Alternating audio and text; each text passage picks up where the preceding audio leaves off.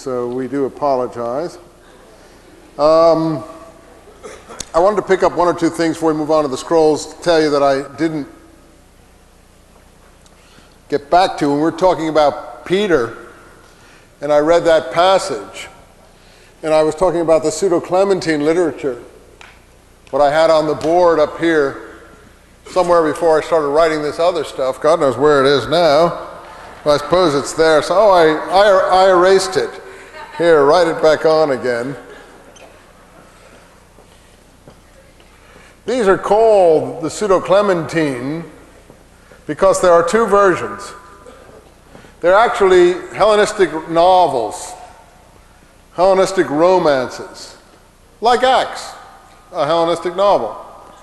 And they're in the we form. And those of us who know Acts well know that the second part of Acts suddenly becomes we did this, we did that. It starts around chapter 16. How many are familiar with the fact that Acts changes its narrative at chapter 16 from they, he, it, she, etc.? Yeah, you know, good. I'm glad that some of you do that. And we starts in chapter 16. We think that's the authentic kernel of Acts, if there is one. And the first 15 chapters are just fictionalized override. But in this book here, we can identify what the fictionalized override is here, and I don't really have the time tonight, unless you ask me some questions later on, to go into some of those points. But the Pseudo-Clementines really do help us. There are two versions. One is called the homilies. The other is called the recognitions. They're all attributed to Clement. Clement, that's why they're called the pseudo, because they're false Clement documents. Couldn't be true, you see. Clement is Peter's traveling companion. And they're framed in terms of a report by Clement to my Lord James. And they tell of Peter and Clement's travels in the 7 yearly reports that Clement tells us James had ordained that proper teachers had to send back to Jerusalem. You say, well, who is this James? He's really a big shot. He's a very big shot. The point is, Acts finally admits this too. Acts first introduces James in chapter 12. That is our James, the James I'm talking about, which begins with the execution of the other James. So it eliminates the other James in order to introduce the real James. How many are familiar there where the real James suddenly pops in for the first time in Acts? Originally, we had the apostles going up on the Temple Mount, but it was only John and Peter, no James with them. Our view is that that's because the other James was rubbed out. But by chapter 12, it doesn't want to, it can't avoid the other James. Why? Because Peter is fleeing Palestine. He presumably has escaped from prison. How many are familiar with that? He escapes from prison, and what happens when he escapes from prison? Oh, the jailers are killed, remember? They're executed.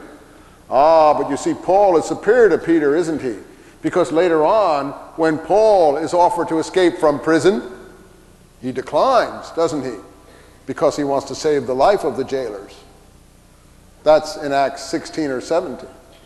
So you see, all these subtle messages are working all of the time. But in any case, Peter escapes from prison. He doesn't care about the jailers. They get executed. But he goes to Jerusalem and he says, he leaves a message for James and the brothers. Tell them that what's happening, I've left Palestine. But who were James and the brothers? In chapter 12, the other James had already been killed off. But the non-discriminating reader is not aware of that, or it doesn't register. So he thinks, once again, we're talking about James again. But James is already dead. So Acts introduces the real James at that point. Why? Because it knows the leadership of the early church in Palestine is under the control of James, the brother of Jesus. And it's not just me who's saying this. I'm not leading you into stray. Eusebius admits it. He's got vast portions about James, which he's culled from Hegesippus. He tells us all about James. He tells us that he was a lifelong Nazarite, that he was holy from his mother's womb, that a razor never came to his head. He's got extremely precise data about James. That he was a vegetarian, that he never anointed his body with oil, that he never took Roman-style baths, hot baths, that he only took cold baths, presumably in the Essene, Dead Sea Scroll style. We talked here about Ebionites and Alkazites. You say, well, who the hell are these Alkazites? It goes Essenes in Palestine, turn into Ebionites, turn into Alkazites. And the Alkazites, this is a word from Syriac meaning hidden power. Meaning hidden power. That the leader had some hidden power like you have here. But maybe it's not so hidden. But in any case, the leader had hidden, that's why he was called El-Kazai. Others say he was called the Righteous One. In any event, that it was a name after the leader, and then as this moved into other groups, they began to be called Sabaeans. Sabaeans in Aramaic and Syriac is ritual immerser, bather, daily bather. These are all bathing groups. These are all, why are they bathing? Because they bathe ritually for bodily cleanliness on a daily basis. And that's what the Dead Sea Scrolls are, you see. The Dead Sea Scrolls are a bathing group. All these are bathing groups. James, John, all except Jesus and Paul, they don't bathe. You see, all the groups are bathing groups except these, because that's Western Christianity, and that's not reflecting what's happening in the East at all. Because it isn't Christianity in Palestine, it's Romanized Christianity. It's a rewrite of the documents. So when you go to the James, you go to a certain extent to the authentic history. I said something about that. I'll quickly read this passage before I go and say that last thing about Peter. I ended this book because the publisher said, hey, this book is too long. You better finish up this book. I said, well, yeah, there's 500 more pages. Well, cut that out and put it in volume 2. Okay, put it in volume 2. So write an epilogue. Okay, write an epilogue. So we wrote an epilogue in order to finish up volume 1, because the publishers didn't even want to print this 1,000 pages. They wanted to cut this down to 300.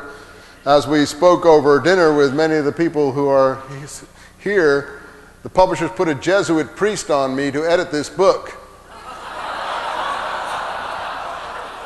They'd offered me some $125,000 as an advance for this book, and of which they give about 62 up front, and then they give you the other 62 when it's done. And I saw some weird comments coming from this editor. And I said, who is this editor? Oh, we don't want to tell you. I said, no, who is this editor? Send me his vita, because I'm kind of worried. He's a Jesuit priest. I said, he can't edit my book.